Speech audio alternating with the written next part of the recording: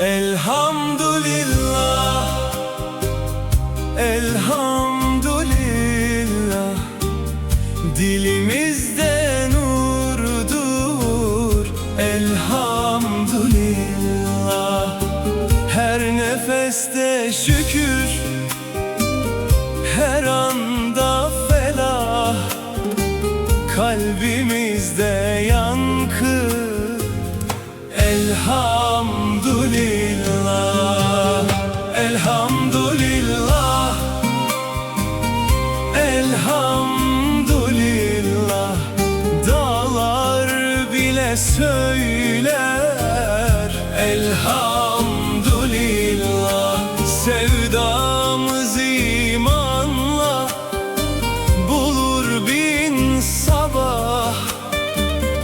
Canımızdan güzel elhamdülillah. Güneş doğar ümide elhamdülillah. Rahmet yağar kalplere elhamdülillah. Bir secdede huzuru bulduk ey Allah. Gözyaşımız duadır elhamdülillah. Ezanlarla titrer bütün sokaklar. Salavatla açılır kapalı yollar.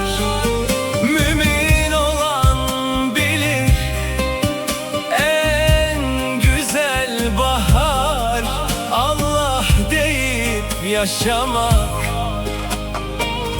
elhamdülillah, elhamdülillah, elhamdülillah. Dilimizde nurdur elhamdülillah. Her nefeste şükür, her anda felah. Kalbimizde yankı elhamdülillah. Düşsek bile kalkarız elhamdülillah. Sabredenler kazanır elhamdülillah. Kur'an bize rehberdir gece gündüzde.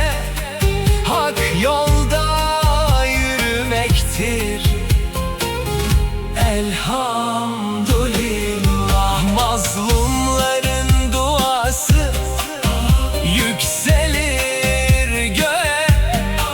Rahmet iner gönülden gönüle yine. Bir ümmet birleşirse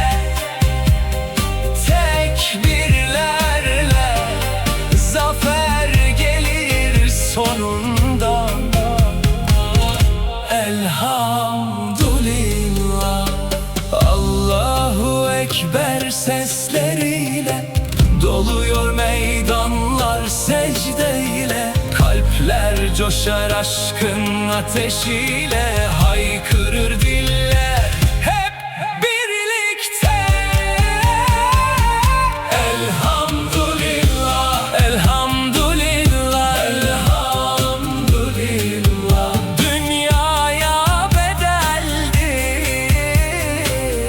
elhamdülillah. Can versek de düşmez dilden vallah. Son nefeste bile elhamdülillah.